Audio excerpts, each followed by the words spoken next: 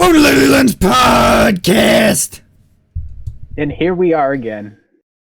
It's snowing outside, and we're in front of cameras. Yeah, I wasn't expecting all the snow today. So that's a little cold. Last night I was lagging like crazy, and I'm gonna blame the storm. But today it was fine, so I don't know what's up. I kind of thought the show might not happen, but looks okay. So we had 3 big series come out this weekend. That was honestly a lot of fun to watch. Before we get into the series in depth, the whole lock-in tournament has just been a whole lot of fun to watch. I've been loving actual tournament play earlier in the season. I feel like I like series play more than anything. I've been asking for best of 3s forever. You will never not hear me say best of 3s are a good thing to have in the LCS. So I don't know. I just want to see more series. It's more interesting. Drafting gets interesting. Just look at the fucking 100 Thieves C9 series. Come on. If you think best of 1s are the best way to learn about drafting, oh boy, are there a lot I can teach you. Haymant, It also gives you.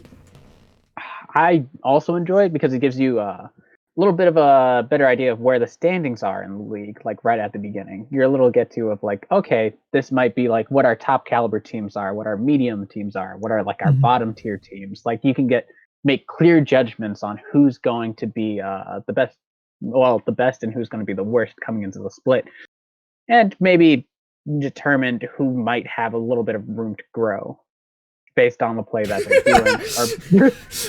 A little bit of room to grow. Maybe a little bit of room where they need to grow. Yes, and maybe perhaps a little bit of room in where's that player that was supposed to be here? That's right, not here. CLG. I'm talking about both of yours. Yeah. Well, Broxton was there for the last couple of days, wasn't he? No? I don't remember. No. Look, Broxton doesn't save that team. I don't care who you are. Brox ain't saving that team.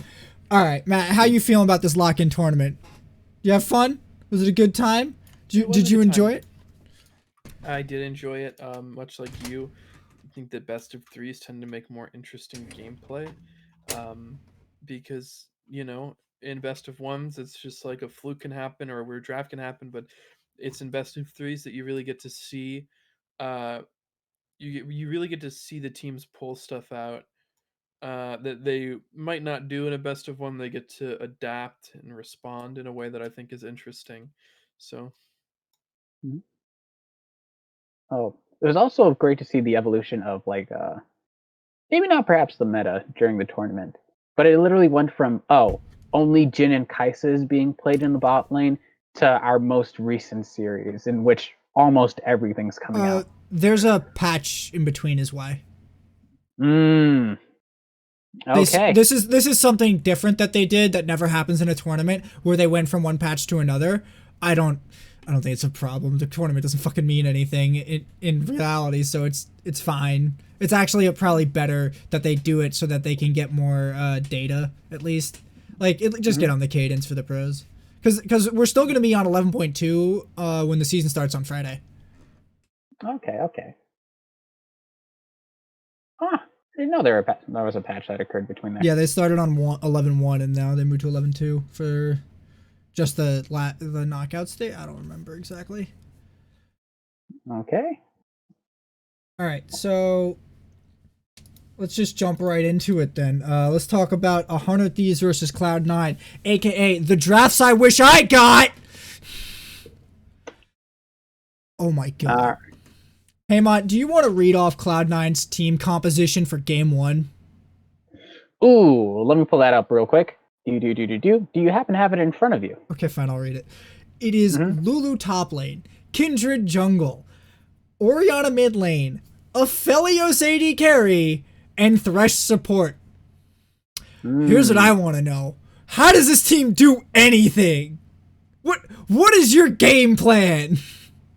What is this? What is Lulu doing here? Only there for Sven. That's it.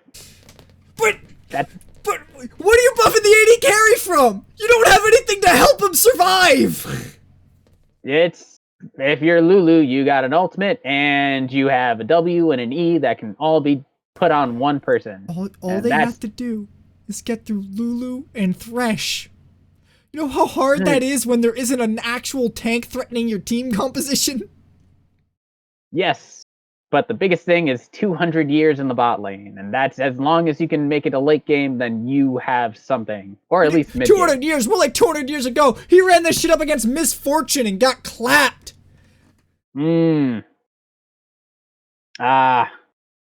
early lanes that actually can make that turn. I would not call Misfortune. That I wouldn't call Misfortune early lane champion. That's all I'm saying. All right, Matt. What do you got for these first 2 games of drafting from Cloud9? What is your excuse for them? Like Haymant said, Misfortune is in fact an early game champion. Doesn't scale at all. Best the first 2 levels. No. What do I think about the draft? I think it's interesting, but not in a good way. Much like you, I was wondering what the fuck that team would even do. And I wish it had done something better. It lost in 26 minutes, man. That's impressive. That's pretty fast. Yeah, I would have preferred that to not happen, but like I can't even like. They leave both Talia and Olaf, give over Olaf, and then don't pick Talia. Anybody. Fucking anybody. Tell me why you do that. Come on, Jat. You're better. Wait, no, Jat's on T9. Who the fuck's it's Rainover. It's fucking Rainover. It's Rainover, yeah. Come on, Rainover. You know better than this. You know how Talia is right now. You gotta pick Talia. You can leave both of them up, but you have to pick one of them. Oh my god. Also, letting an Olaf and a Galio through for 100 Thieves, that is also a yikes moment there. I don't get it. What side was Cloud9 on this game? Let me go a little bit farther. They were red side. Cloud9 was red side. On what planet, man? On what planet? DeMonte's Galio is nasty. Like DeMonte has 2 champions. Galio and Twisted Fate. Yes. That's it. He hasn't figured out another one as yet. She's working on it. He had a nasty Kiana until she got kneecapped really hard. Yes. That was a while ago. That was when clutch gaming was still a thing. Oh my god. FBI and Huhi are absolutely terrifying though. These guys are crazy good and they make Zen and Vulcan look like bitches. Also, in this freaking... in game 1 and 2, they did not go that well for them. Oh my god. So, I'm gonna read off game 2's team composition for Cloud9. Please, everybody, hold on to your seat because you're gonna need it. It starts off with Graves top lane. I could stop there and this team comp's ludicrous. Then it comes up with Udyr jungle, then Yone mid, then god damn it. There's 3 new Edge champions and I cannot keep their names straight. It's not Samira, it's not Senna, it's Seraphine. Then it's Seraphine bot lane and Taric support. All right, Matt, having a little bit of experience with the Sona Taric lane, exactly what is the Seraphine Taric lane supposed to accomplish? I've never played Seraphine. Reddit has informed me that they are identical champions. How dare you not have a minimal knowledge of this? They're not identical champions. They're gonna probably try to do different things because even though you build her support, Seraphine has a lot of raw damage and CC in her QWE that Sona doesn't have. I mean, I guess it's probably the same thing. Don't lose lane. Try to poke when you can. You're probably more likely gonna be. I think it's more likely you're gonna be able to get a kill with Seraphine than Sona, because Seraphine does really, really high damage. So she has longer range. Yeah, she's got really long range. She's got really good CC to set up for the Taric. So I imagine you're just trying to either get a pick occasionally or just be ready for the late game when you're team fighting. I don't really know what the point is. That's my problem with these comps is I look at them and I cannot see where your carry is. I cannot see where your front line is. All I see is Perks playing his worst champion of the fucking tournament. Samira bot lane, Seraphine bot lane, which I don't think is viable even a little bit. Like, I don't, like, why? Udyr jungle, which has very little agency if you don't have strong laners, and then Graves top lane, which is picked to counter Renekton, but Someday knows how to play Renekton, and guess what Graves can't do? Hit you in a minion pile. So all you do is stand in your minions, and then when he blows the Q, you just dash on him and kill him. I don't know why people think this is a counter pick, but like, they spent the first 2 games trying to give Fudge a counter pick top lane and pick around that. On what planet? If I remember this game correctly, Fudge was down 40 CS at one point. He's down 60 at the end. 60 at the end, okay. And which was probably not the worst thing that could have happened to him that game, because fortunately for him, Closer missed a lot of Nidalee spears that could have probably killed him. That was sad. It was very bad to see. So he got away with basically, I'm not going to say the easiest. No. He managed to get away from something that could have been so much more worse. These are the 3 completed items he had at 30 minutes. Bloodthirster, Immortal Shield Bow, and Plated Steel Caps. What the fuck is that supposed to do? I don't know, but I will say C9, at least in the late game, picked their strategy and kept on trying to work around it. They're like, okay, we have the Seraphine, we have the Taric. We know that you guys want to play around the dragons, but we're going to force you to come over to this Baron, and we're going to keep healing and hitting it until one of you pokes your head out. We just need one of you to poke your head out, or take a team fight. And they just kept on doing that. How is that going to work? They have Nidalee, Alistar, and Kai'Sa. They either sack Alistar ult to bait out a fight at Baron, or they check it with Ryze ultimate, they poke out with Nidalee spears to see what's happening, or Kai'Sa just spams W at champions. Like, I don't see how this is, like, how that would be a viable strategy. Why are we picking Yone here? I feel like even just picking Lucian mid here might have been useful. But, the fucking Graves top lane is the most useless pick in this entire fucking team comp. And somehow it got 2 kills. They weren't against Renekton, though, because Renekton didn't die this game. So, like, I will say it was what the fuck? probably the time he lane swapped mid. Yeah, probably around there. And I think Blabber probably had a good, decent amount of play in there. It was just, it's such a, I don't know who on C9's camp decided, hey, we need to counterpick top lane to give Fudge the best shot because he is our weakest player. When's the last time that I have ever said, hey, let's try and give our weakest player the strongest counterpick possible? I try to put that motherfucker on something stupid like Malzahar or Ornn or some shit. Like, something that you cannot go wrong with. It's like, oh no, Malzahar's behind. He has an ultimate. Okay. Well, I will say C9 definitely showed that they're just a very stubborn team.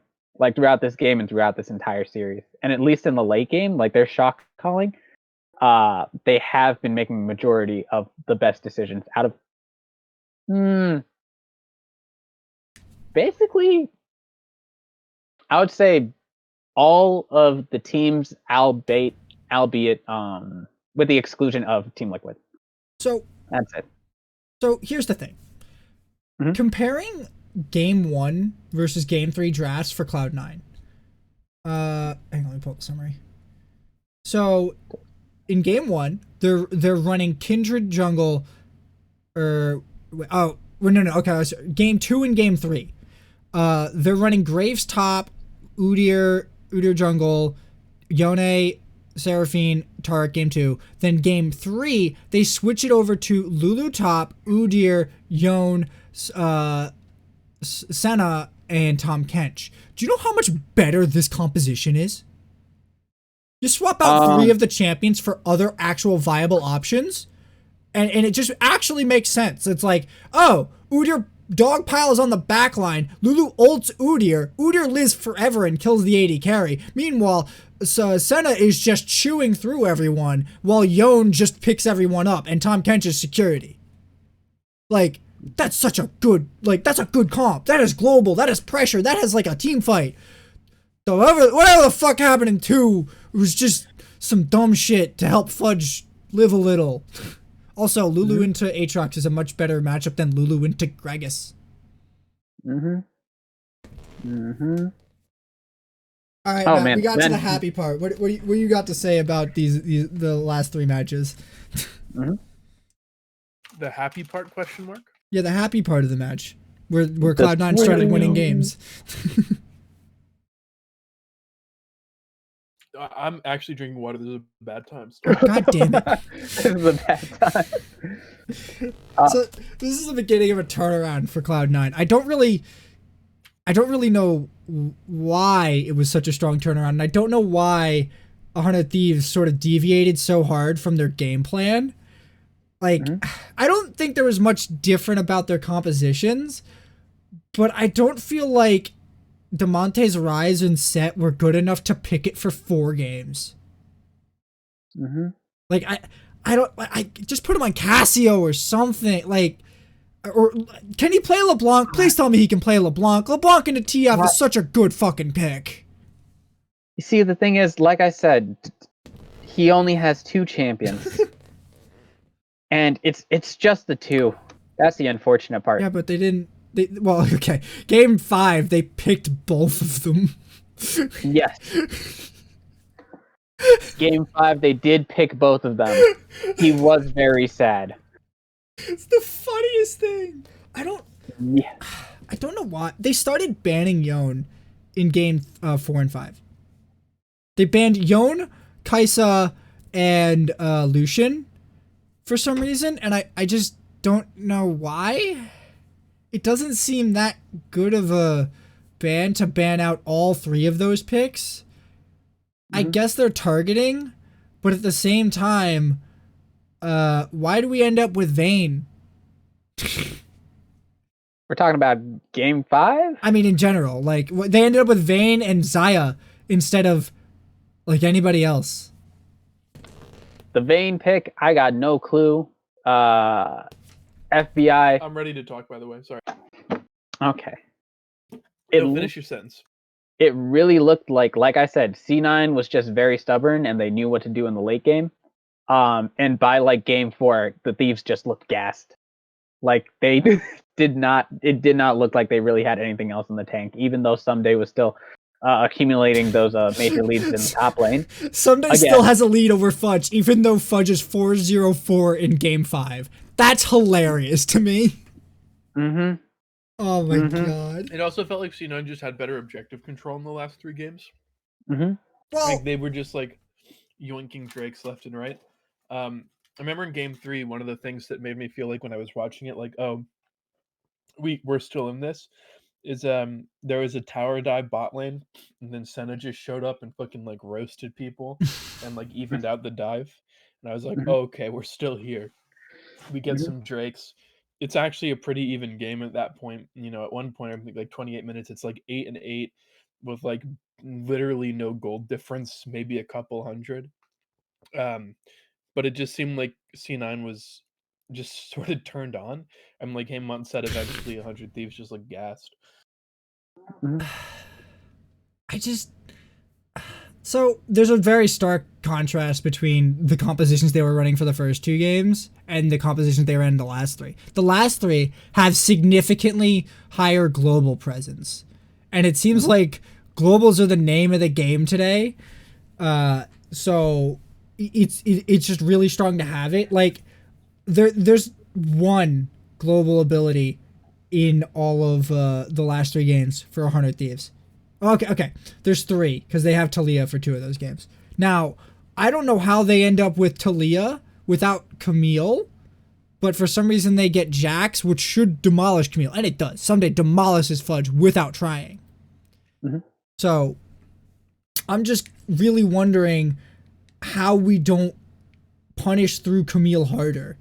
Like, it feels like they should be able to leverage Fudge pretty hard, but I think in the last 3, the bot lane actually kind of switched it up.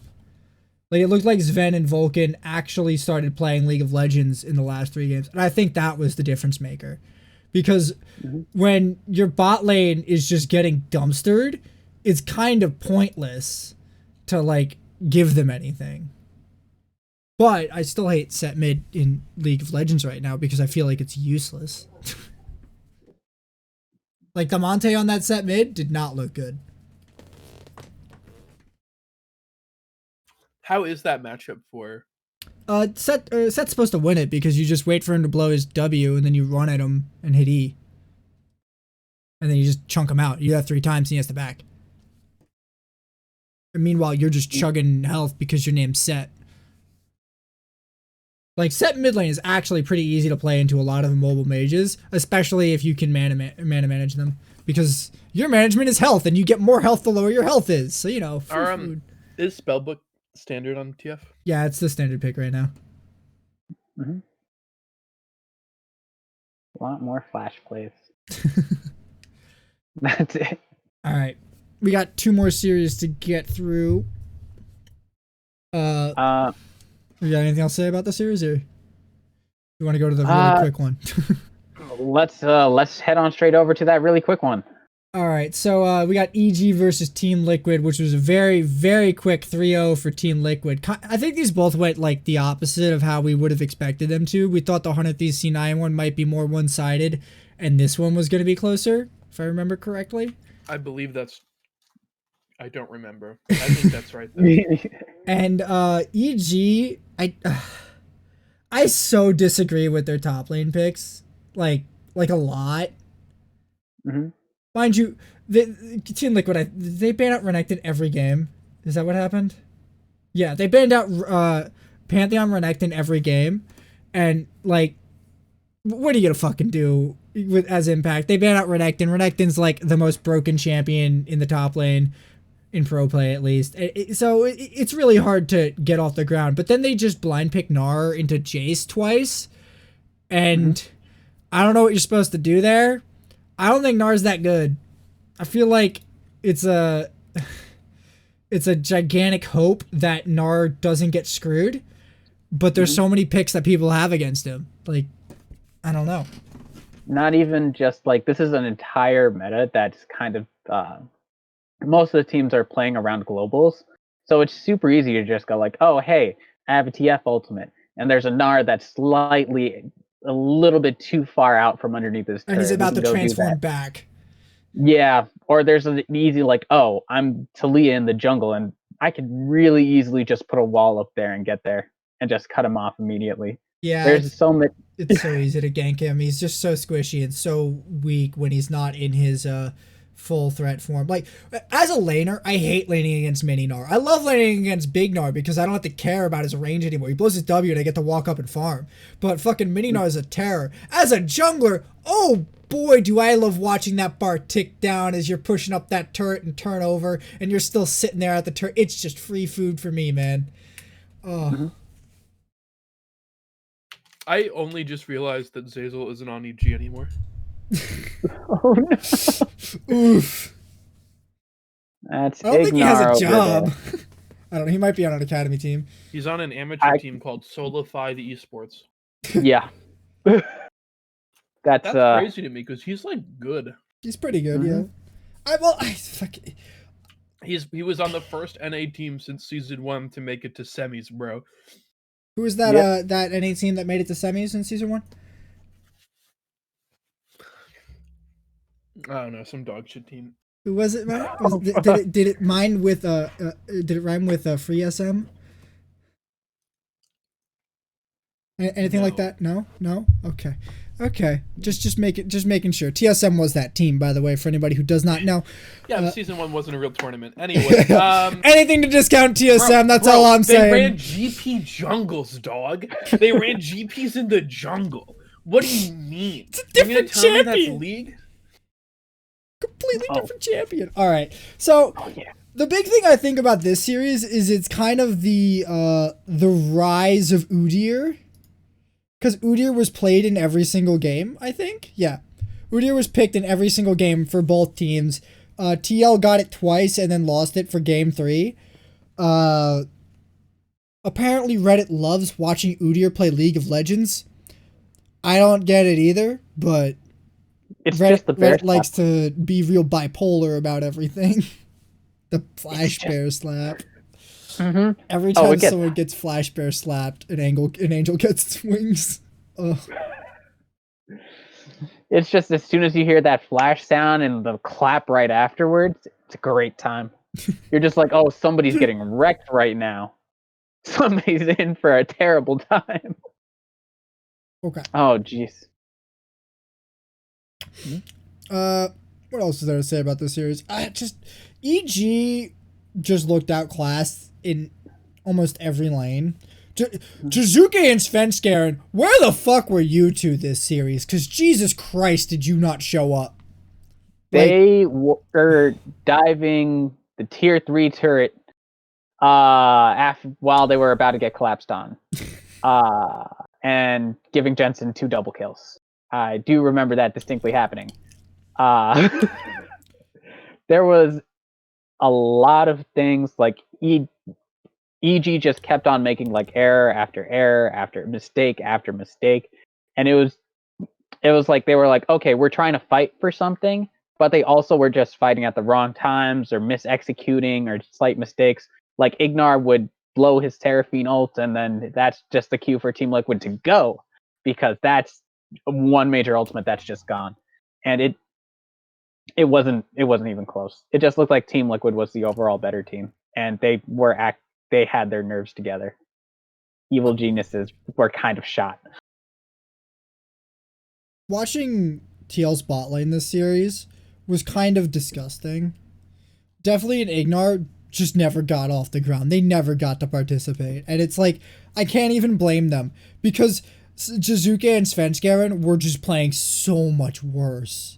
And Impact just kept getting punished, and it felt like there was no shot that EG could do anything. They tried sometimes, but like it was sad. It was a sad time. This is one of the more sad series. I was just satisfied that I guessed correctly. I was dissatisfied I guessed incorrectly, but you were right, it is sad.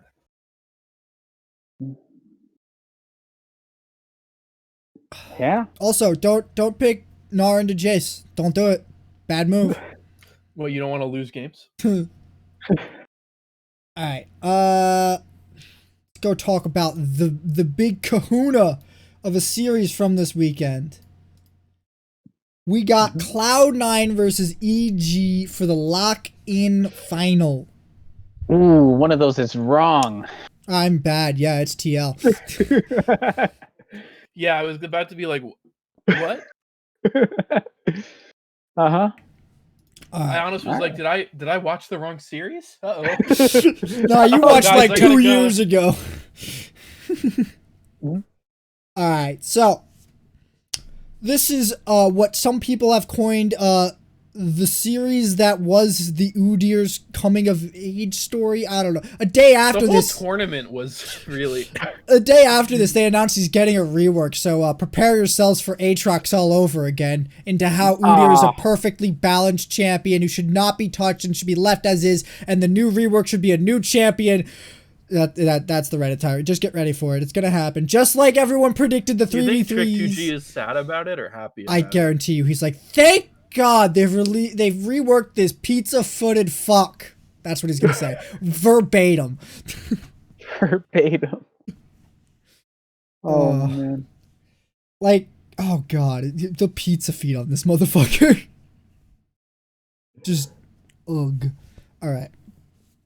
So let's go through this one game by game, because I thought that like basically all of these games were really kind of competitive, except for the first two. XD. So this is why I like best of threes, by the way, is because C9 seems to be a team who's having some slow starts to these. sometimes they draft Graves top lane. You know, the shit happens. Yeah, but that's what I'm saying. Is if these were best of ones, I think C9 would have done like a lot worse, because a lot of their early picks. They lost the first game of both series. Of all three series, they would have got knocked out. I know, and that's why I think best of threes are better, because it allows teams to get us these competitive matches. Because some of the first games have been extremely uncompetitive, followed up by like people switching up the draft and bringing the heat on any team, right? Like it's not just C9. Like I think it's good for teams anyway. This connecting to our previous point. So, wait. Oh, game 4 is the Aurelia game. So this whole series, it's again about them trying to mitigate fudge and trying to cope with that problem. And, you know, I'll get into fudge specifically after we talk about this series, because Jesus Christ, fudge.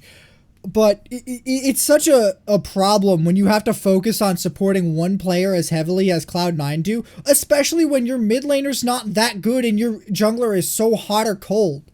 Like when the only reliable part of your team is your bot lane, you have a massive problem on your hands, because your bot lane is incapable of getting itself ahead if it's even. If your bot lane is on par with the enemy bot lane, it requires intervention from other laners to get an advantage. Or a throw by the enemy team. Like the only two ways it happens is if your mid laner or jungler roams down, or the enemy team makes like a catastrophic mistake. Yeah. But teams like TL are good because they don't make a lot of catastrophic mistakes. Hey, hot take, Core JJ is fucking nuts. Hot take? I mean, I'm gonna have to go ahead and agree with you there, dog. Yes. Yeah, I'm just gonna have to say it. I'm gonna come out and say it. Unpopular opinion, Core JJ, bonkers. Extremely good at this game and his role. So I would have probably picked Core JJ as MVP of this series, but Alfari was also playing like a goddamn madman. Alfari went off. I'm not gonna lie. Alfari went in. That man was absolutely crazy. From game 1 to game 5, he was demolishing fudge like he gets paid to do it. Because he does. He gets paid to beat fudge. Did I say beat? I meant eat.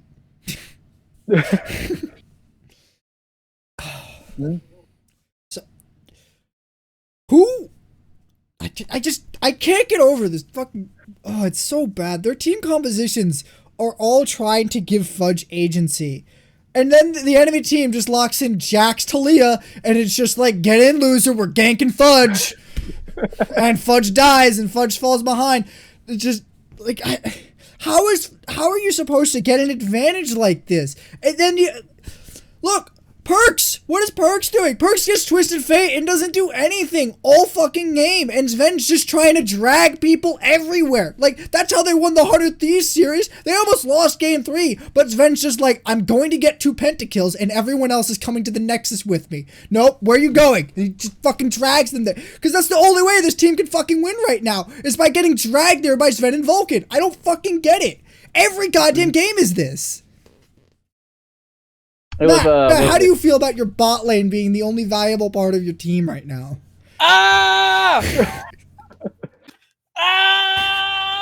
That's the external screaming I like to hear. You know, as each game goes on, it becomes harder and harder to convince myself that things will get better. We'll get better. We'll get more consistent. I do think typically for imports, you know, perks and stuff, I have a little more of a leeway time. Fudge is an import. Oh, is he? Where's he from? OCE. Oh, I forgot that because I'm stupid and I don't remember things. Then I feel a little less bad, right? Like if they had just ripped, like, you don't know, like someday. He's been here a year. Fair enough. But you know what I mean. You know what I'm trying to say, though, if you would stop fucking interrupting me. When you take someone like Perks, who was an LEC, bring them over, I have a little bit more of a leeway in my head because I'm like, I get it. you're on a complete new continent, it's a new scene. I understand that could conceivably take more getting used to, right? And I think that that's completely understandable and reasonable. So I still am a little bit like, okay, it could turn around the perks. Fudge, I'm a little worried about. Import or not, been here year or not. The play just seems a little inconsistent in a way that I'm kind of worried about. Fudge seems to currently struggle stacking up against the best top laners, and a team like C9. I mean, even as a C9 fan, and even if I wasn't, I would kind of expect C9 to be able to stack up against the best teams because they historically have. And if you have a role on your team that kind of just can't, it seems a little worrisome. I don't know. I mean, I'm hopeful that it turns around, but I don't know. Also have no idea who's on their academy team, so I don't even know. I don't think they have optional upgrades. Like look, as much as I shit on Blabber, Perks, or Fudge, they're not okay. Fudge might be the worst top laner in the league, but Blabber and Perks are not like below half for their role probably. Their academy top is Darshan, so you would have to be saying that like the merge here would have to be Fudge for Darshan. Hey, you might put him in. That's all I'm saying. Quick tangent. If Fiora becomes meta again, dog, maybe. Hey, bro. My boy Zion Spartan from GGU, he's gonna come in and show Fudge how it do. That's all I'm saying. Be like, this is how you play top lane, by the way. Lock in Nasus and just start whacking shit. Or like, just lock in like mechanically intense carries like Fiora, even if they're out of meta, and go dumb. I don't think she's that far out of meta right now. He picked Yasuo top one time. I remember that. A lot of people did that back when Yasuo was a champion. I remember though because it was an especially bad time. But like, look, I would love to go like into specifics about these games, but the first two games looked like absolute stomps for Team Liquid, and there was nothing Cloud9 could do about it. Then you get to the next two games, and it looks like C9 have kind of figured it out. But what I think actually happened is they've realized, oh, we can just put Fudge on a tank and then hope for the best out of bot lane. And then they got lucky with Fudge getting a really big lead on Aurelia and being able to just hyper carry in Game 4. Now, Game 4 still took 34 minutes to finish, by the way. It wasn't a quick game, and it wasn't completely convincing that they could control the game. And it still took a monstrous 9-1 effort out of Sven to get this game going. Tactical still finished 9-3. That's one team fight from that Samira where she actually just wins the game by herself. And it almost happened twice. Like, I watched that happen. It was very close.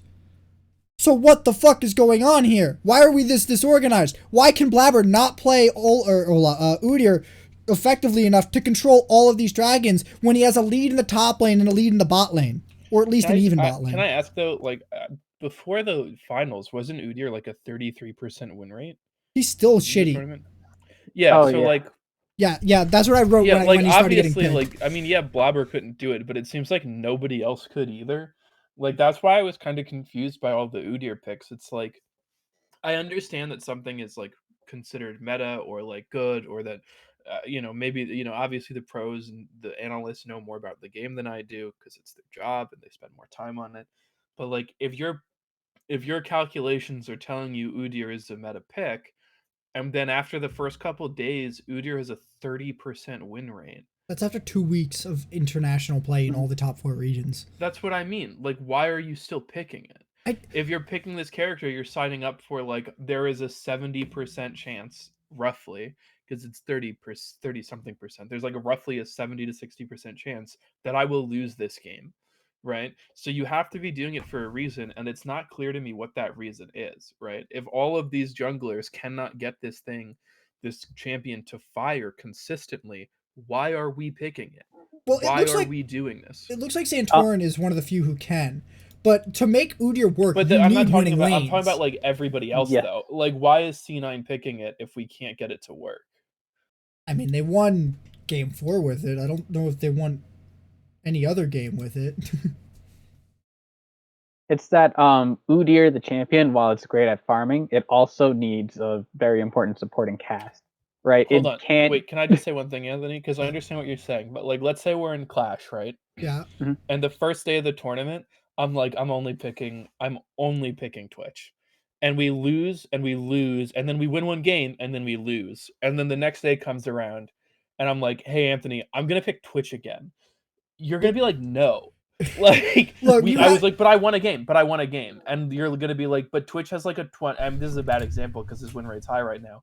But like, this was like a year ago. You'd be like, Twitch is a dog shit win rate, and we won one game, but who gives a shit, right? Like, we won one game, but every lane won. Like, yeah, we won game. We won game 3 or 4 or whatever, but it wasn't because we picked Twitch. It was because everybody popped off, and you could have been on Ashe or Caitlyn or Sivir or fuck dog. You could have been on Syndra, and we would have won the game, bro. Like, it doesn't matter, right? And so why am I picking Twitch again? Like, it's just trolling, and that's what Udyr feels like. It's like, yeah, Udyr wins some games, but Udyr is winning games when his lanes get ahead, or when it's Santorin, or like a couple other people around the world. But the average jungler in the LCS anyway doesn't seem to be able to consistently pilot this Udyr to Drake control, to consistent leads for laners, for anything like that. So it doesn't make sense for them to keep picking it. So here's the thing. Some of these stats Wait, I cut Haymant off early. You gotta let him finish. I'm just real quick. Some of these stats are from 11.1 and some of them for 11.2. There's a very important change to the Chemtech where they switched it over to CDR instead of being something else. I don't remember. It might have been the Tenacity one, but I think that change is actually a pretty big catalyst for this. But he still has a bad win rate on 11.2. It's 45%, which is significantly better than the 33% I posted when I first looked at it at the beginning of the top 4. So, Haymant, what were you saying? Or have you forgotten? I was going to talk about the supporting cast, but I think you already hit on that point where it's like, okay, you need winning laners in order for like Udyr to work. He needs a bit more agency in the early game, right? He actually needs lanes that he can gank and try to get ahead in. But I think it's just across like the broad spectrum. Like all the junglers were like, oh, this dude just clears so fast and can do so much in the early game that he just has to work. I think like almost every jungler came to that consensus that they were like, okay, Udyr is the go-to early game champion besides Olaf. He is the other one that you take. I don't think he's that early game of a champion.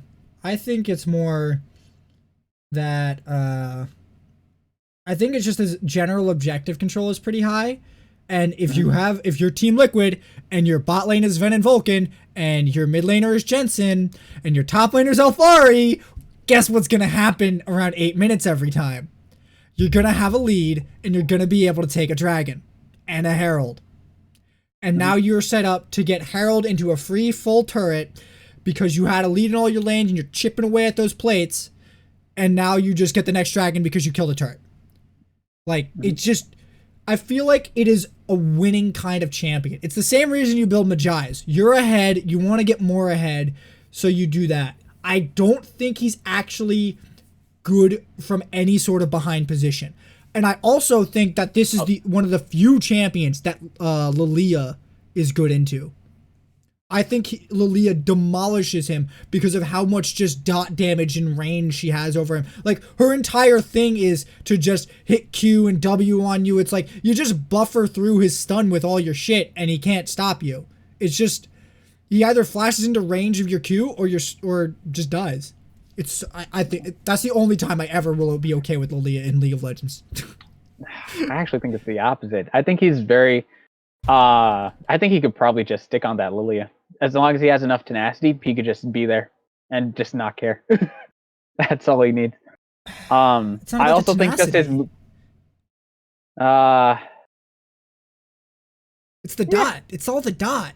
And they removed Adaptive Helm.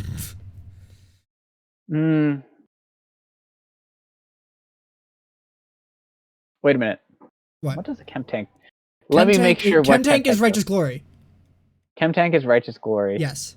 And it gives you CDR for all your legendary items. That's basically it. It's also cheaper, which is kind of important for a jungler.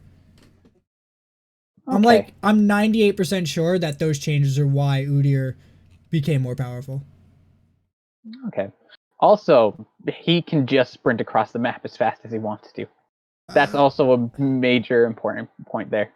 He's not a So lot if faster than most other junglers.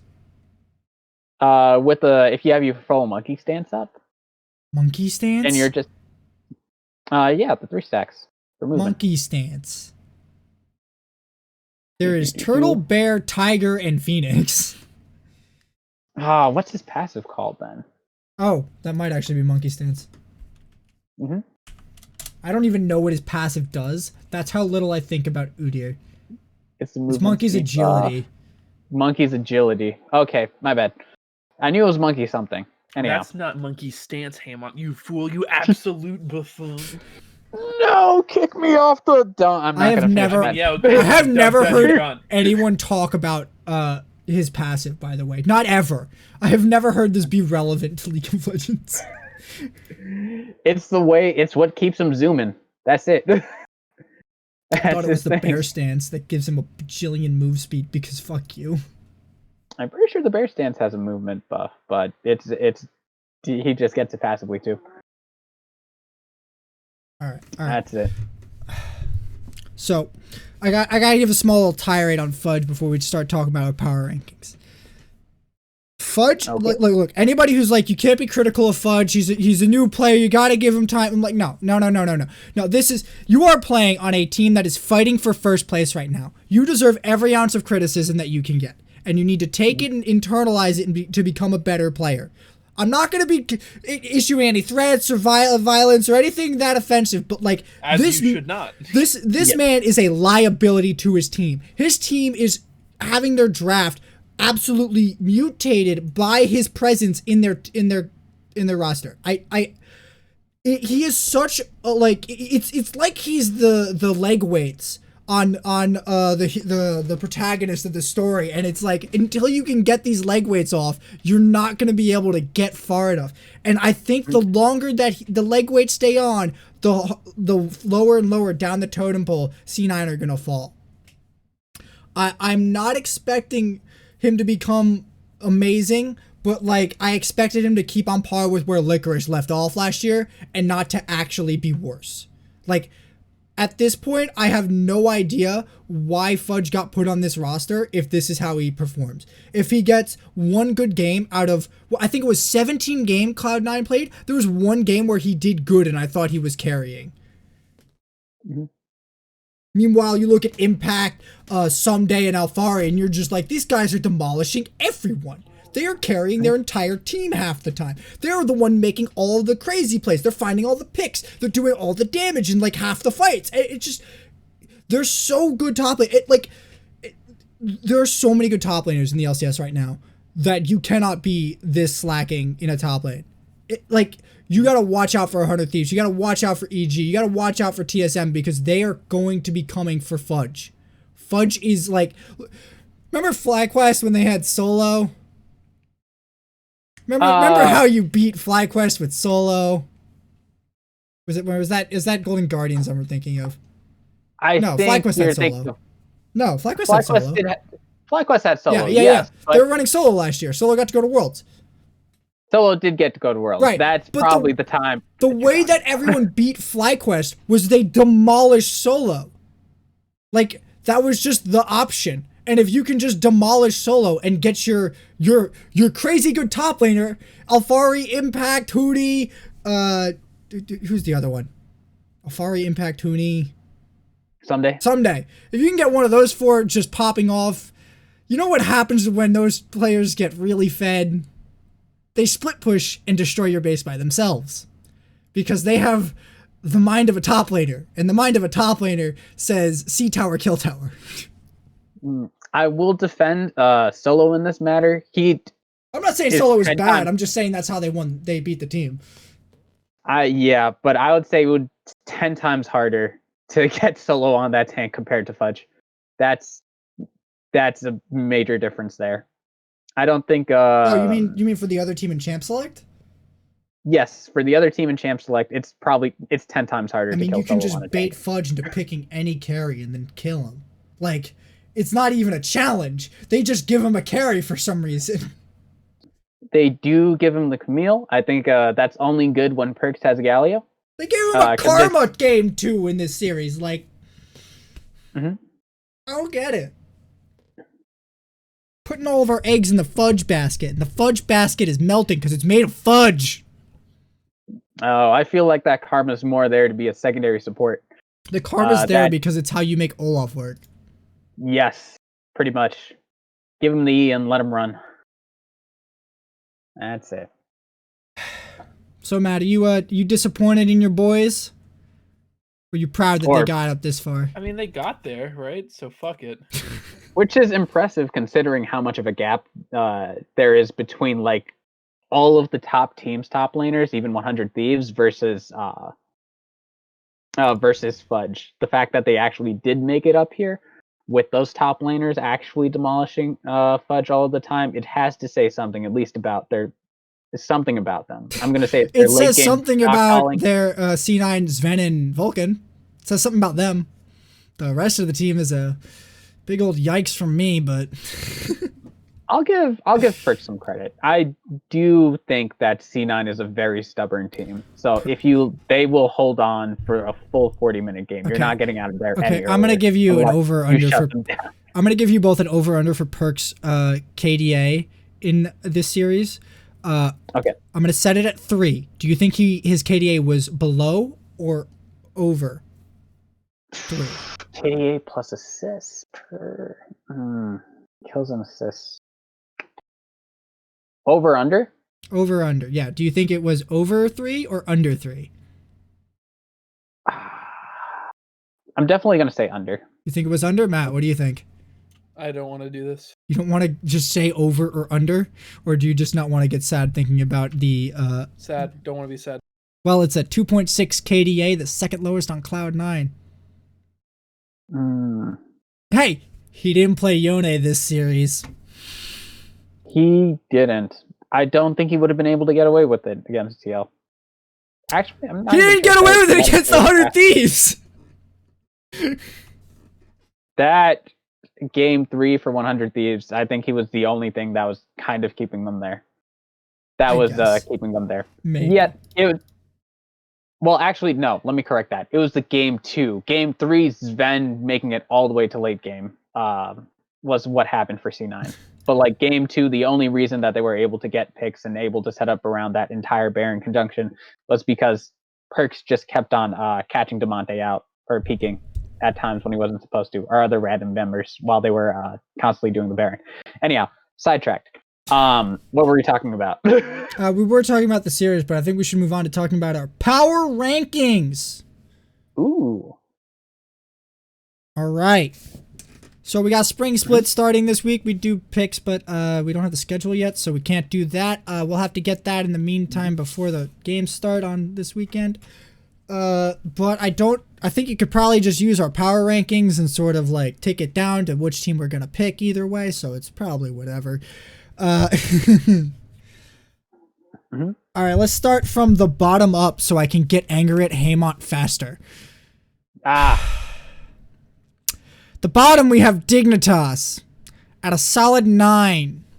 Oh, I should pull up these rosters so I can... 2021. All right, who is Dignitas running? All right, Dignitas, you got Fake God, Dardoch, Soligo, Neo, and Afromu. I don't have faith in, like, 3.5 of the players on this team anymore. That's a total sum, like a sum total of all the faith I have for these players. It's like a 75% for both Dardoch and Afromu. I feel real sad looking at this team, so I put them as 8th. I don't think they're the worst team in the league, but they're not making playoffs, man. They're not making it. Haymont, what you feeling? I remember Soligo, and I really don't like remembering Soligo from the 100 Thieves. I don't think he was that bad when he played on 100 Thieves, but like now he just looks so much worse for some reason. At least it's by comparison. And I really don't like Soligo. Fake God, I also don't remember liking a lot. I believe he also played on the 100 Thieves as well. Yeah, I think he was on the Thieves as well. Anyhow, just based off of the solo lanes in a meta where teams just attack solo lanes over and over again, I don't like it. And it's Look, when you That's got to all. compete with fucking Jensen, Demonte, Jizuke, Power of Evil, even Perks, like. I'd say I even place. I wouldn't say Pole Belter's like really up there in those top mid laners that you would be thinking of, but I'd say Pole Belter's still probably like. He's probably better than a lot of these new ones. Like, yeah. Matt, how you feeling on Dignitas? Why'd you put them 9th? I wasn't inspired by their getting clapped out early. Yeah. I mean, like, I don't know. What am I supposed to do? The two teams that went out early, like, am I supposed to put them in first and second? Like, it seems 100%, bad, man. You got to get that faith going. That blind faith. I mean, listen, Where the fuck Haymant smoking? I think that they have a chance to turn it around. I just think from, like, what I've seen from the performance is just not enough to, like, warrant me to be like, yeah, they're gonna do it, you know? So, all right, yeah. So our next team is Golden Guardians. Haymont, do you have their rosters pulled up or no? No. Okay, I'll just read off the rosters. They got Niles in the top lane, Iconic in the jungle, Blaze Olive in the mid lane, Stixay at AD carry, and Newbie at support. Now, one of the things I'll say for a lot of these lower tier teams, specifically like Dignitas and Golden Guardians, Flyquest, a little bit. Who else? Yeah, these are like a little bit of CLG. No, not CLG. Never mind. They're running Immortals. Immortals are doing it too. They're running a lot of like new players, and I know I'm going to rank them low, but that's not a bad thing about like that doesn't mean I think their team is doing the wrong thing. I just think they're not like their players aren't strong enough. And I think their team was much stronger if they grabbed old veterans either. Like if you put Zazel on a lot of these teams, I wouldn't rank them much higher. Like no, but because it's a team game, you have to have people fire. Like obviously veteran helps, right? We see that a lot in other sports too, where like a team of rookies will have like a old guy from like who's played for a long time. Yarmir Yager, I'm sorry. Yarmir Yager. He played hockey until he was like 50. It is valuable, right? Like someone who's been there, who's seen it, who's done it, who's experienced it, has the ability to talk to them about the mental, help them stay focused, help them understand whatever is required to pursue championships, to pursue worlds in this case. But you still need like a good young roster or a good young team. And while I don't think these teams are by any means like trash, like obviously I don't think these are players who are dog shit and shouldn't be in the LCS. They're very good at League of Legends.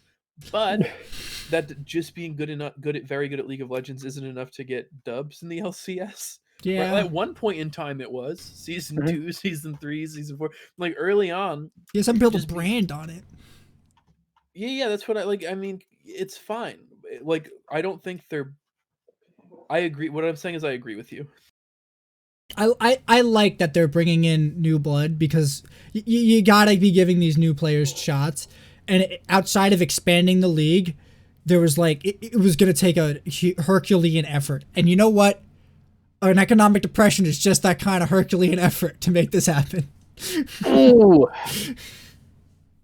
Yes. That's why I have Golden Guardians 9th, because well, there are a lot of new players. I don't have a lot of faith in them. RIP Stixay. I'm sorry you have to be on that team. It's yeah, credits to Stixay though. He's been actually the force that's been pushing that team to actually do well. I'd hope so, for his sake. Yeah, it's just that they really don't have a clear idea of how to play the mid and late game. And they need to figure that out and talk with their coaching staff. I don't think they have a clear idea about who is like in charge and who their carry is and like what their goals are. Look, don't shot call from AD carry. Never fucking shot call from AD carry. It's fucking possible. Don't do it. Too much to think about. My brain cells are gone from playing AD carry too much. All I can think is click minion. Yes, sir. Exactly. Click minion, click champion, run away, don't heal support, and die. Matt, how you feeling about Golden Guardians specifically? You know, I mean, like we said, I think that they have potential, but I don't think they obviously haven't actualized it yet. I don't think their roster is like totally dog. I think Golden Guardians was in an unfortunate position because of the economic effects that of Big COVID and what Rona. happened to the NBA. Yeah. I do think it's an interesting experiment. I think it's great to see the new players in like YouTube, but like I don't think they're going to be climbing to playoff contention, right? Like I don't think they're going to be climbing the ranks and being top 3, top 4, anything crazy. I think they could. I think it's very feasible that they fight their way up to the middle of the pack.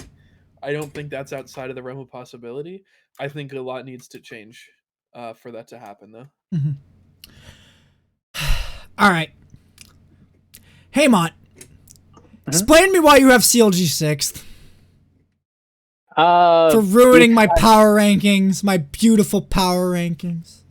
What do you want me to do? I have the I want you to put them where they belong for once in your goddamn life. They have Solo as backup. They have Wild Turtle on the team. They have Pobelter over there. You know, they're putting the boys back together from old Flyquest. But also wait. What if we grab Xmithy, Pobelter, Wild Turtle, and god damn it, who was the support? Ole. Who are we missing? We just gotta get Hooney from TSM.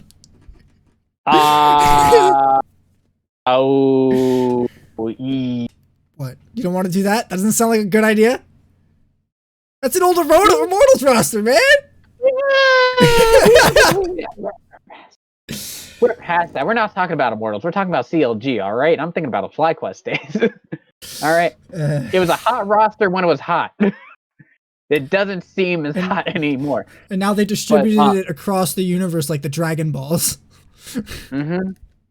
Anyhow, but they've also got, we didn't see Finn and Broxa perform at that tournament. I have a lot of faith in Finn being... It's a lot of faith. Not the best top laner. I think that he's at least going to be like a middling top laner. I don't expect him to come off... I don't expect him to be worse than Fudge. That's a free shot that I can take anytime. But, you know, I think that CLG could definitely beat these teams that still don't have a clear idea of what they're doing. Like Golden Guardians, I think they could probably take them to a later game and win those. Dignitas, like I said, I don't really have any faith. Immortals, like these teams that are fielding new rosters, I have faith that CLG have an idea, can figure out what they want to do first with their new imports that are coming in and, you know, work around that. I mean, also, CLG is doing the classic 5 veterans for their roster. That's what they're doing. It's not like anything new. And I don't, like, it hasn't worked. I have never seen this work at all. The only team that has ever been able to just keep buying superstars and keep making a competitive team is Team Liquid, TSM, and Cloud9. They're the only ones who have ever done it. And CLG keeps trying to like put together this veteran comp as if they know what the fuck they're doing, and then it never pans out and it always falls apart. The Crown goes home early because Crown's not happy in NA and they're not performing, so Crown's even more unhappy. It's just there's always something wrong with this team, and now they're having visa issues. I don't even know if these 2 players are gonna be here week 1, and if these 2 players are not here for like the next 3 weeks, you can't blame them for the visa issues. I can't blame them for it. That's the visa issues are very much outside of the org's control. Partially. We don't know the whole story about how on top of it they may or may not have been. But that's true, but like COVID and I'm not gonna. It's very hard to be like, you should have had them. It's like, well, that's not really up to me at a certain point, right? Like, but like, why are we running Broxa and Finn instead of someone new? Like, Broxa wasn't stellar last year. He looked pretty okay. I guess Finn might be pretty good coming from EU. I think, did he go to Worlds? I think he went to Worlds he was on Rogue. Yeah, Rogue. So the saddest part is it's like Finn and Wild Turtle are the best 2 players on this team, and they're like not that amazing anymore. As much as I love my boy Wild Turtle, he's turned to the dark side, and and I must treat him as such. Like, Also, look, I'm the first one who's going to want CLG to be good so that I can actually have my rivalry back. But goddamn, I cannot get behind this team. I have put them last place for a reason. Haymant, I hate you for ruining my power rankings. oh, I forgot about the one part of CLG that I didn't like. Who's the Smoothie. the fact that he's still here?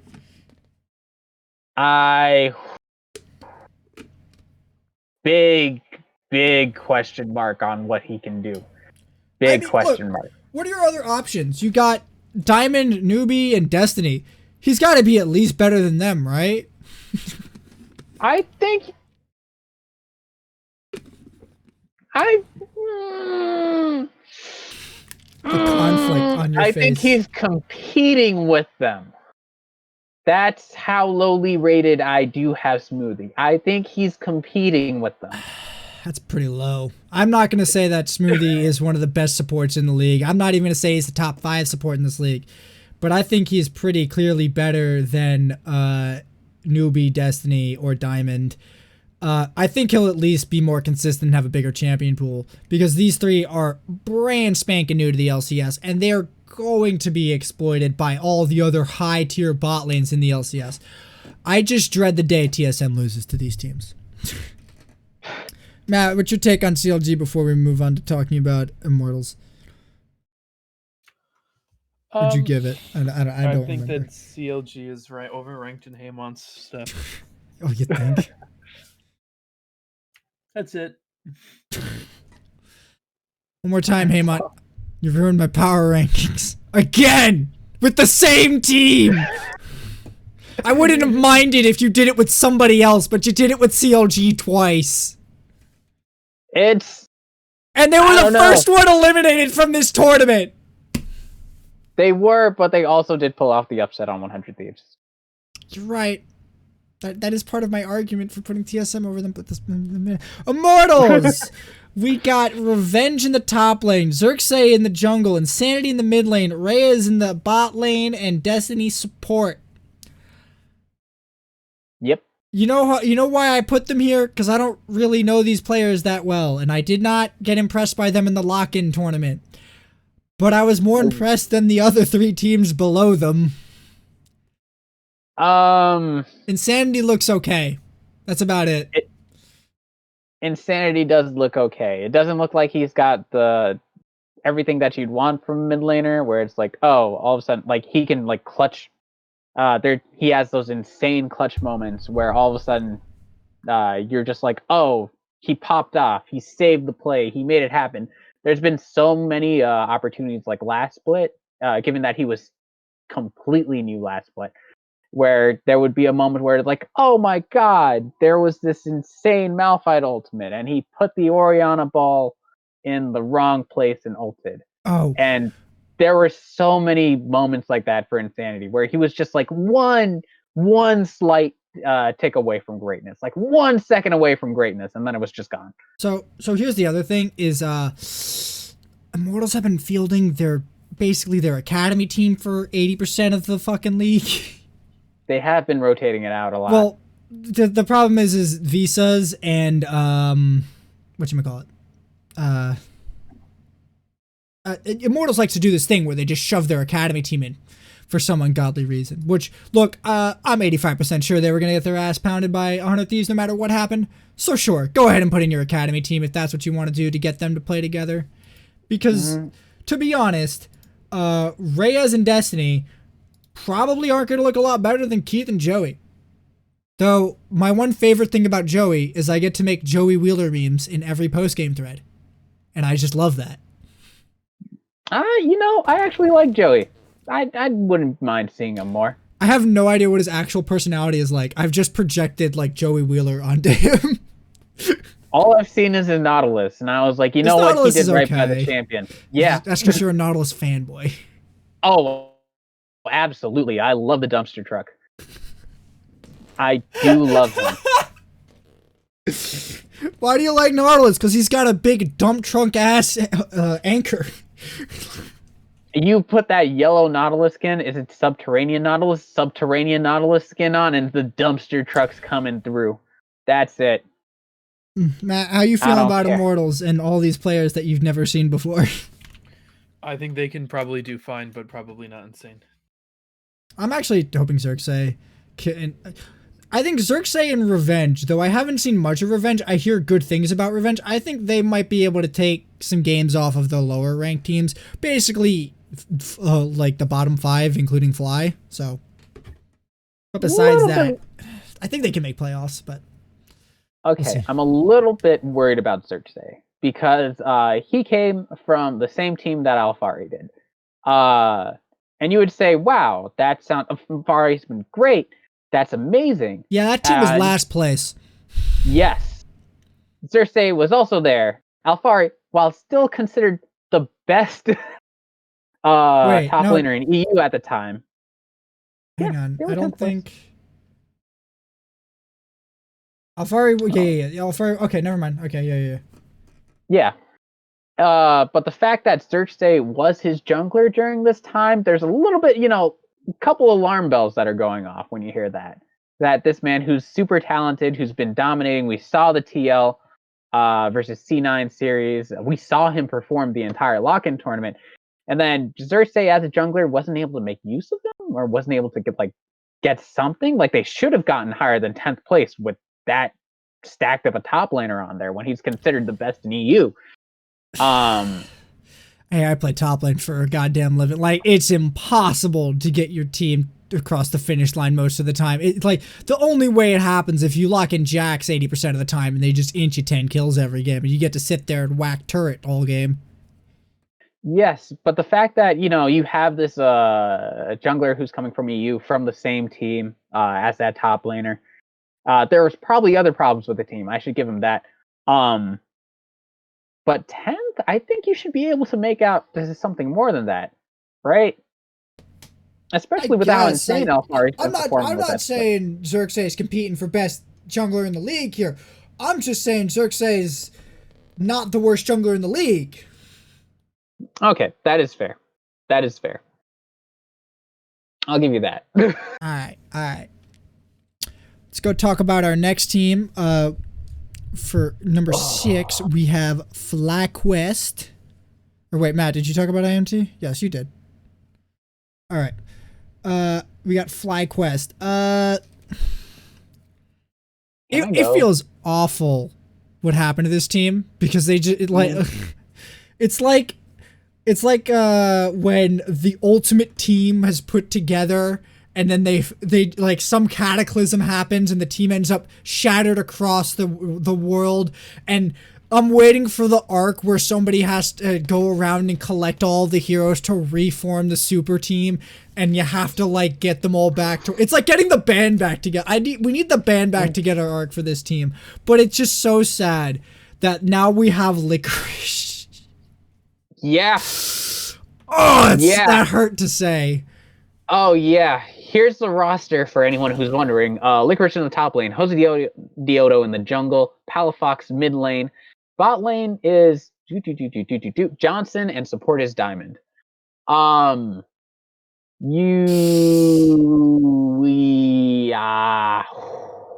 Jose Diodo okay. He came and they looked a lot better. He did. The problem is that the star power on this team, right? It's Jose Diodo. All right, we're fine. All right, we're chilling. He's fine. He does not look like an outright detriment. There are other problems with the team. Licorice is probably the player that has to carry this team. And Licorice looks like Huni 2.0. No. Don't you do my man Huni like that. Huni is lukewarm game to game. This man has fallen off a cliff from fucking spring 2020. That man was looking crazy in spring 2020. You go to summer, halfway through, and he's just like, hey, what does this do? Pulls down on the throttle on the plane, and he's still diving. He hasn't hit the ground yet. Which is the best thing I can say about Licorice. You want to say Huni at one point had an 18-0 split. Where is he now? I don't know. Where's Reno? Oh, he's on Cloud9. Well, he's coaching it. He is coaching it. It might be better than not being on the team at all like Huni's had. Hey, that man went to Worlds Final. Okay. And where is he now? On Team Solomid, inting my top lane. Yes. And now Licorice Good. is here, inting Good. my Let top the Your lane. top begin. laner's fudge. Deal with it. No. That's At it. least I don't think Fudge is going to pick Karma top. He Oh. did pick Karma top. I don't remember that. I'd remember something like that. God damn it. We're talking about Flyquest here. Mine took Irelia, and he went, oh god, I'm forgetting the name of the item, but it's definitely not an item that you pick he on went Irelia. fucking like Muramana and some shit. He went like Sunfire Muramana. Oh Yeah. yeah, he did Sunfire. Sunfire Oh, that thing. Muramana and oh my god, it was disgusting. Oh my god. god, it was the worst thing I have ever fucking seen. Oh god. I don't know. Like, at first I thought they were just bitching about him having a Muramana. But for some reason, this motherfucker built Sunfire, Muramana, and Blade of the Ruin King. What the fuck? Come on. I'm gonna throw a third one in there for good measure. Oh god. That's all the comment. Look, do you know how hard it is to get Haymant disgusted at a build? It is hard to get Haymant disgusted at a build, and we did it, folks. Licorice did it. He put the taste of licorice in that man's mouth.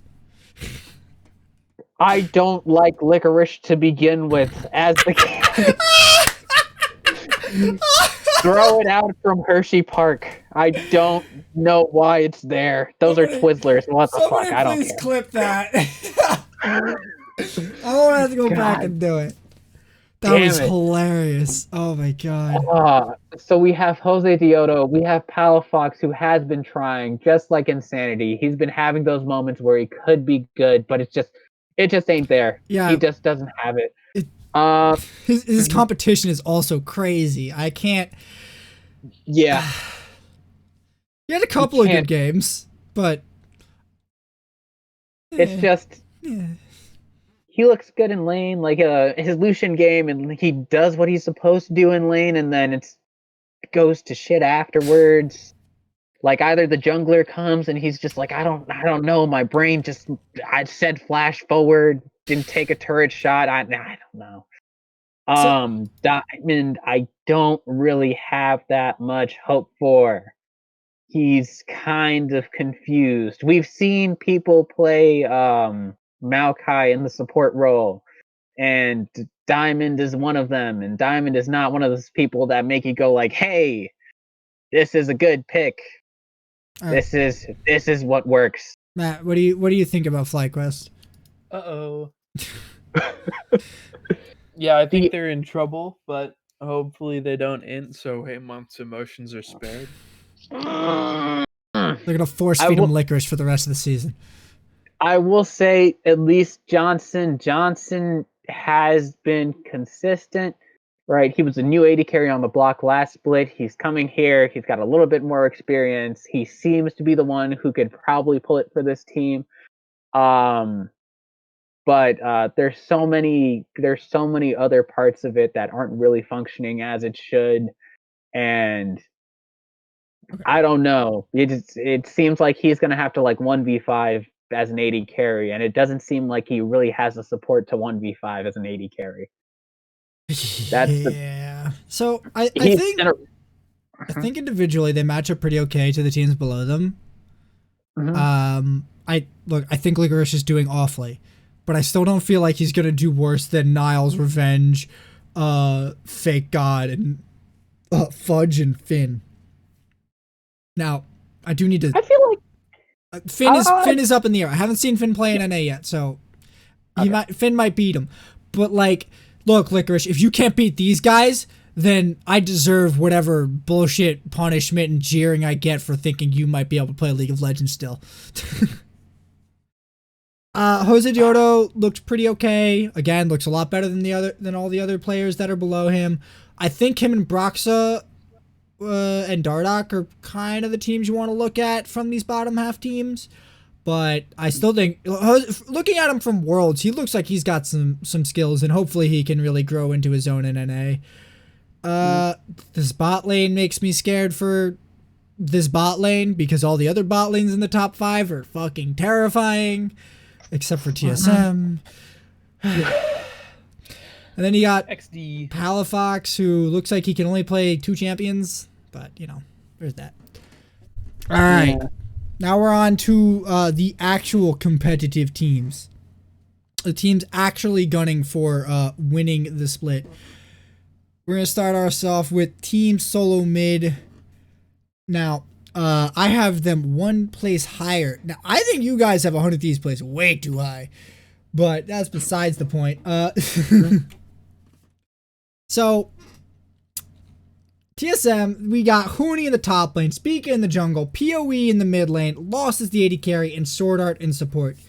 Looking at this tournament, I actually still have pretty high hopes for this team. I think there's a lot of growing they can do if they can get Huni a better champion pool and get him to be more They've been consistent. trying to get him a better champion pool for a long time. Yeah. Not TSM, they haven't. TSM just got him a month ago, you see. That optimism. I don't. Hey, What just happened start to picking Anthony Rumble Davis? again. No. Just start picking Rumble again. That's all I gotta say. So I think Spica can compete with a lot of the better junglers. I think he's way better than Blabber. He's so much more consistent than Blabber. He steals so many more objectives than Blabber. Jesus Christ! I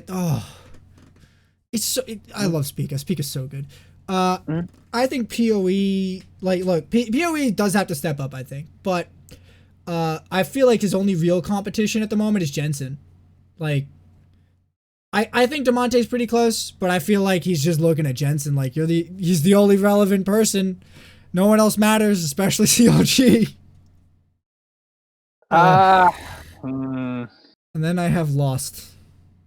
I feel like I don't want to have Lost anymore. Cody's Son doesn't feel like an upgrade. But that's about it. I think they're a solid 4th place. I think they're over 100 Thieves. I think the reason they lost 100 Thieves was draft reliant. Even man for man, I think they can compete. I think Sword Art is 10 times the support who he is on their best days. Like it looks pretty tight. Like with TSM and EG and 100 Thieves. I'm gonna be honest. Like it's pretty tight for me. Yeah. Not much that I disagree on. Lost really needs to find a map and just get on it. What the fuck, dude? And just get on hey, there. He had some good games. He wasn't absolutely gone all the time. He needs to at least be a role player. Look, okay, for the squad. Here, let's make a comparison. I think Lost and Fudge are in the same exact position, and Lost looks 10 times better than Fudge is looking. Lost doesn't look like he's getting blown the fuck out every single matchup. It looks like Lost understands how to play more than 2 champions that aren't counter matchupped. Like, I will say that the gap between the gap between Fudge and the top, like the actual best top laners in the league, is much larger than the gap between Lost and the best AD carries. And I'm not even sure I want to make that statement. I don't know if what I'm saying is actually true. If you made that statement, I'd agree with it. Because Fudge looks so bad on such a good team. It's so sad. But also, just Lost hasn't really stepped into the role. Like it's not even like I'll compare him to Turtle because I think Turtle is good at his role. Right, he's good at being the backup carry. Like he's just good at just farming and actually like surviving the 2v2 in the bot lane in most recent years. Lost just can't do that. He just doesn't know exactly how to withstand these 2v2s, and it's of course it's very apparent against like the top teams, but against like some of the bottom teams, it just doesn't look as good. It looks like, okay, basically we just need to get out of lane so Sword Art can do stuff across the map. That's kind of what this bot lane looks like, and you really need to shore that up. I think that, but I feel like that's a viable strategy. Like if you can support this team or this lane until it can get unlocked, and you can let your support like start roaming, I think that works. I don't think you need to opt into playing this lane out for 15 minutes every game. And I think that's a good strategy for dealing with all these other crazy good bot lanes. No, I think it's the opposite. I think that's a really big problem. Like I said, he needs to at least be able to hold his own in a 2v2. He doesn't need to win a 2v2. He needs to be able to play the lane state out and be able to, like, all right, not take completely detrimental trades. Because there's so many bot lanes. Like, if you look at Core JJ, look at Vulcan, they'll tear you to pieces. They just will. Even FBI and Huhi will tear you to pieces. Right? I don't necessarily know so much about the other bot lanes. Like CLG's bot lane looks weak. Golden Guardians, their bot lane could actually do it. They do have the potential to do it. Stixay has been looking On what planet? On what planet do you think Newbie's gonna get Prio on Sword Art? On what planet, dude? In a 2v2, I think that there's a chance that Lost just screws up that much. I'm But that we down didn't on see it. any of that in the play-in tournament. We got to see a good bit of TSM. We got to see more of TSM than most of the other teams. So I don't think that it's gonna turn out that way. I think TSM have been like number one thing is they have all their players here. They've had them here for weeks. I think they have a lot of good time to practice. We got 6 weeks before spring playoffs. I think that's more than enough time to get lost into at least being able to play weak side, and then hopefully getting Huni online to become a good carry. Like I think that's just the play you make with this team, and that's just what you're gonna have to do. All right. Anything else? Oh, I do want to say I think PoE needs just like one other person with the potential to carry. He doesn't need like everything else. Like Sword Art looks good. I'm absolutely certain that PoE and Sword Art could get something going. You have I think this PoE and okay. could You have probably this get something weird thing where you think PoE is an enabler for other players, and I don't agree with it. No. He is not an enabler by any means, but he can be a mid-late game carry. That's what he's been famous for. If you can drag out a game long enough, that if you let him farm long enough, he can carry against some of these teams. You know what I call a lot that? of these teams have upgraded a lot. Do you know what I call that? I call that the TSM special. But we got to move on to talking about our next team. Actually, Matt, give us your take on 100 or TSM real quick before we move on to 100 Bs. Bot lane needs to be better. They're good. They're obviously TSM. They're contenders. TSM is always contenders, but their bot lane needs to be better. Yeah, okay. Yeah. That's about what we were saying too. All right. We got 100 Thieves. You got Someday in the top lane, and then the other 4 people are from Golden Guardians. You know, it's Closer in the jungle, Demonte in the mid lane, FBI as AD carry, Huhi as support, with Coach Zix. Now, I like this team. I like it a lot. I think TSM matches up to them better in a lot of ways. As good as I think Closer is, I think Speak is just better than him.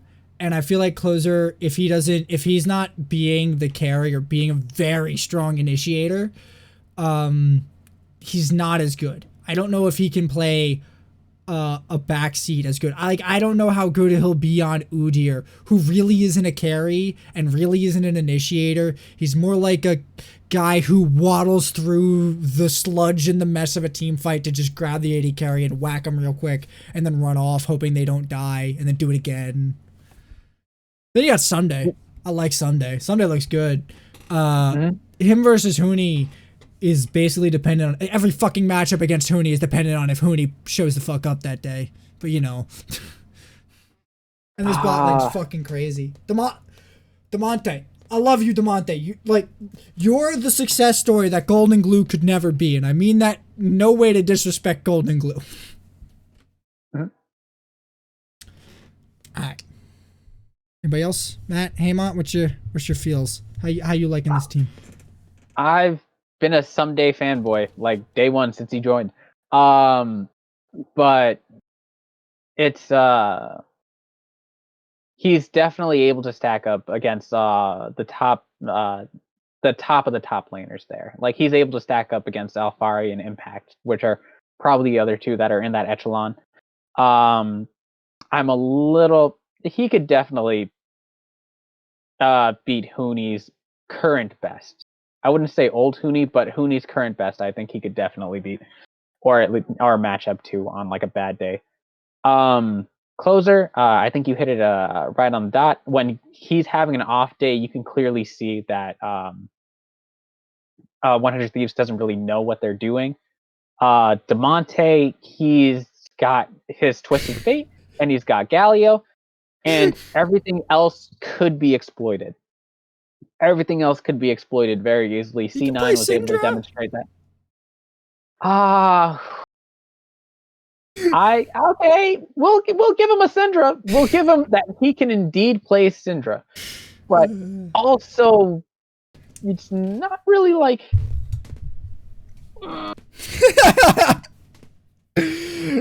I've made His Haymant control very rate- reprehensive about DeMonte Syndra. It's his control mages are just never quite there. They're kind of like what happens with his control mages is exactly what happens with every champion for Insanity. It looks like it could do the thing. It looks like it could do it. It's got that big ultimate that's supposed to just bring you back into fights when you're behind or you really swing a battle in your favor, and it just never really does. It just doesn't. It just doesn't. Side lanes are his specialty. If you can figure out how to do how not to get as exploited in mid lane, if he's doing that Rise matchup, probably just take a cleanser or something instead of the TP. Come on, just do it. It's gonna suck, but just do it anyway. Then maybe he could survive that lane phase, go to a side lane, do better. FBI and Huhi have probably solidified themselves as being the third best spot lane in the league. It seems that if you take them on in a BO1, they can stack up against the best spot lanes, but if you give them a long series, they just don't have the gas to do it. That's it. And I think that also extends to the rest of the 100 Thieves roster, except for Someday. Matt, what's your thoughts on 100 Thieves? I think that they have some days bonkers, right? Like, let's not lie. Some days bonkers, and you can't convince me otherwise. And I think their roster is pretty solid. I think from what I saw in the tournament, I was really, really impressed. And I think that if they keep that form up and get a little bit better, I think they're easily playoffs, right? Easily playoffs. Yeah. But I think they have a chance to even go fairly deep into the playoffs if they continue this. If they start an upswing and get even a little bit better. I don't know if they're like playoff finals level now, but I think that they're not like dummy far, if you know what I mean. Mm-hmm. All right. Our next team up, which is also tied for third, is Evil Geniuses. Mm-hmm. Now, the roster. There they are. Okay, you got Impact in the top lane, Svenskeren in the jungle, Jizuke in the mid lane, Deathly in the bot lane, Ignar on support. Mm-hmm. I love you, Impact. You're a god. You destroy people in that top lane all the time. Watching the top lane this split, I hope it's a fucking amazing split for top lane. It looks stacked on these top 4 teams. I'm loving it. Svenskeren.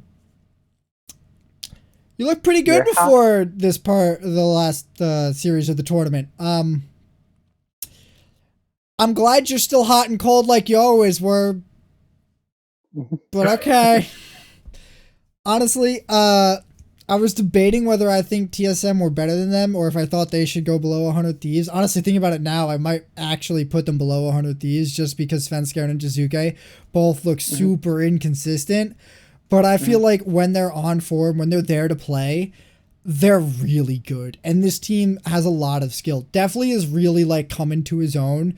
Like in the past, Definitely has been like subbing in for people kind of like Keith has, except with a lot more success than Keith has. Yep. And then Ignar was looking pretty good on Flyquest last year. So all in all, I think they got a real good batch of players. If they can probably figure out how they really want to play the game and get a better game plan around what Jizuke can do. I think they're ready to really like get a good playoff run going in. Maybe they get a shot at Worlds. I'm not totally convinced of that yet, but I'm thinking they're gonna make it up the top 3 by the end of the split. How you guys feeling? I think that's all really fair.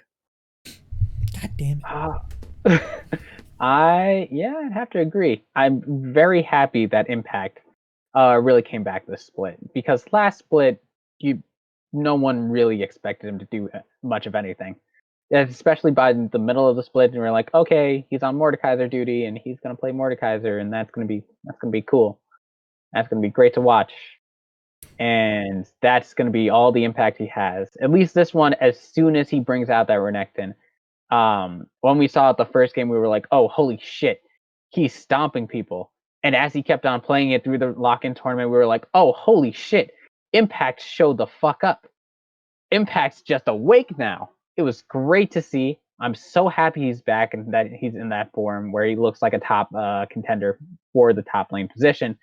But like you said, Sven Garen is a little bit hot and a little bit cold. Jizuke has the same problem. When one's running it down, both of them are running it down. It just happens. So long as we run it down together. They do be running it down together. Ignar, we see him once again. He's definitely able to play the map. I don't think that Seraphine's really his pick. I'm not totally convinced about it. I do prefer like if he can play things that can like go across map, which is pretty limited in the support pool now.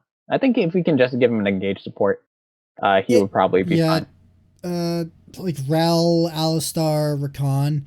But even Rakan feels so out of meta right now. Like, I hate Zaya and I hate Rakan in the bot lane in general. I feel like they're so weak, even together. Mm-hmm. Oh yeah, he was the first one to go Zonia's on Rakan, I think. Well, at least in LCS. I don't think that's that bad, but I don't know. Matt, how you feel about Evil Geniuses? Correct. Correct. Okay. I think they're contenders for top 3. Okay. All right, Matt. Let's have you read this one off because I want to hear the pain in your voice. Matt, I know you have this roster memorized. Oh, read off the roster? Sorry, Yeah. I thought I was trying to open the doc. I was like, I was panicking through my drive. Okay. Okay, you scared me. No. We have Sven and Balkan. If he gets buff, he's Balkan. Done. Am I wrong? Anyway, Sven and Vulcan in the bot lane. We have Blabber in the jungle. We have, I'm not doing this in order and you can eat my ass, Perks in the mid lane, and we've got Fudge in the top lane. You know what I secretly hope for? I secretly hope that Fudge only has good games on Sundays, because then we can call Sundays Hot Fudge Sundays. I don't like you. So I'll clip that one too. Oh my god. I wish I thought of it first. I wish I thought of it. Considering. Oh my god. Anyhow, how are you feeling about your team, bud? Cracked. No.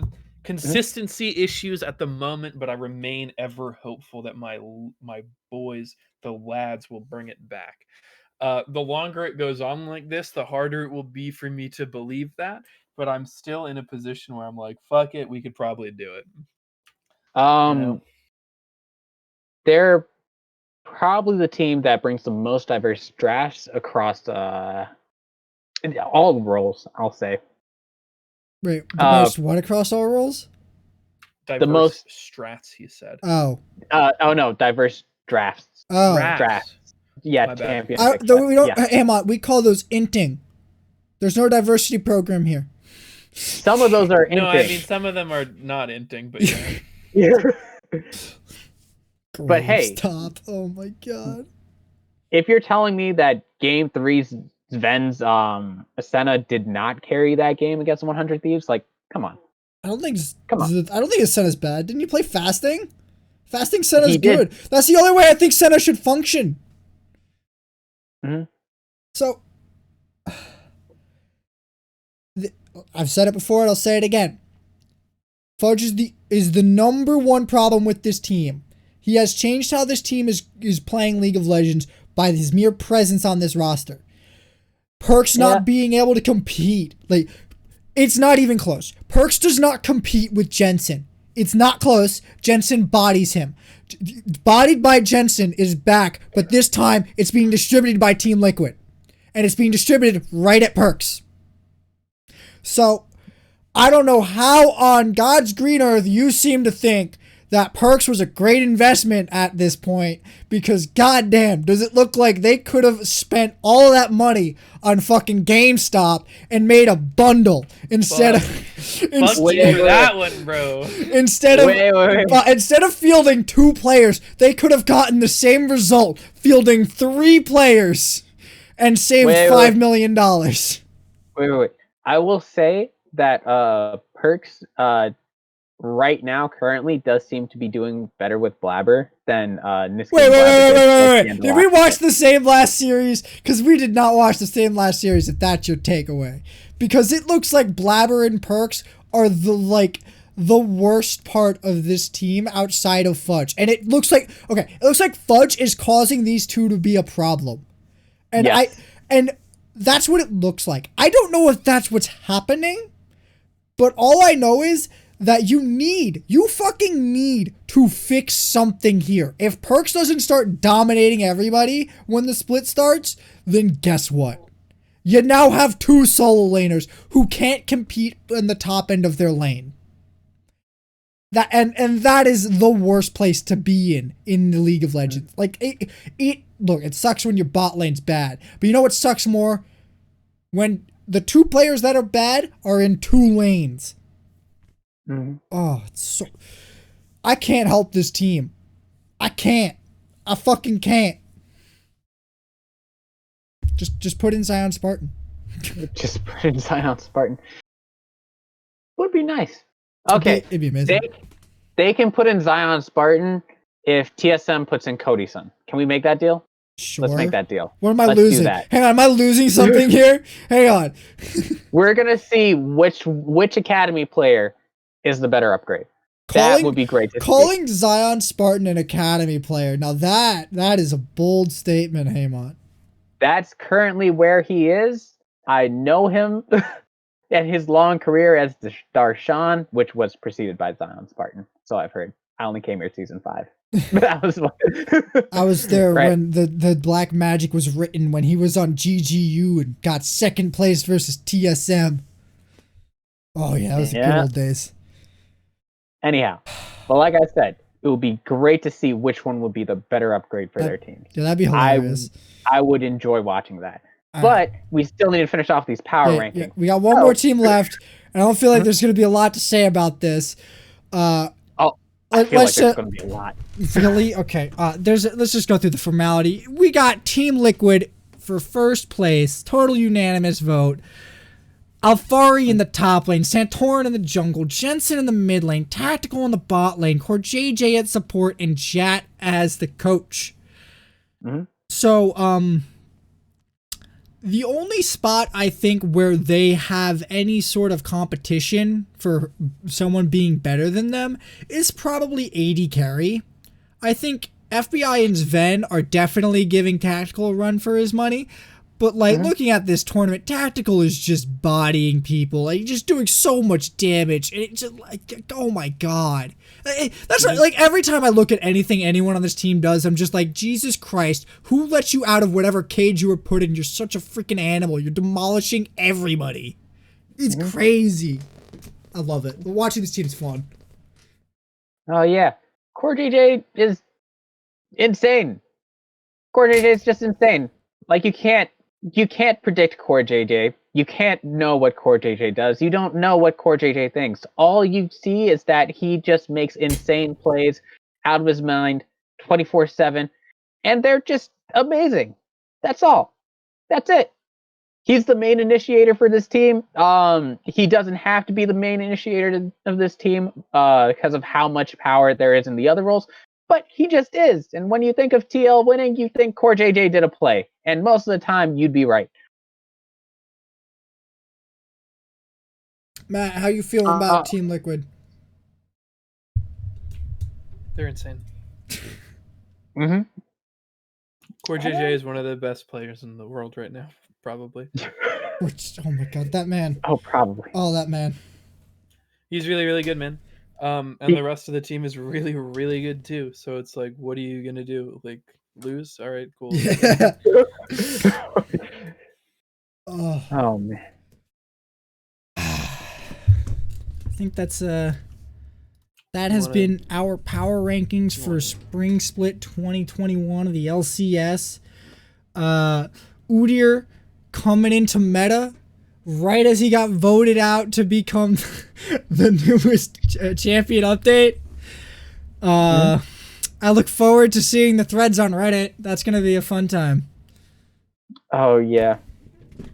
Also, everybody keeps talking about how many games C9 played in the lock-in tournament because they played 17 games, which is a whole split. Most other teams played 4, just so you know. Just saying. It doesn't exactly work like that. If every team played 17 games, it'd be crazy. I'd love it. But, like, it's still a lot of fucking games, though. Oh, my God. You ready for these 15 games a weekend coming up? Oh, boy. Oh, boy. I have to work on the weekends. Why? Just watch the VODs. Just get home and watch the VODs while you're eating dinner. That's what I do. If I need to catch VODs, I might watch it while I'm eating. All right, Matt, I'm out of topics. You want to take us home? Yeah, that'll do it for us this week on the Legendary League of Legends podcast. You can catch us live on twitch.tv/Nizzy2K11 at 8 p.m. Eastern. You can catch the VODs on my YouTube channel, Legendary Podcast. You can catch the audio podcast wherever you get your podcasts on Spotify, Apple, the Anchor, wherever the hell. And have a nice day.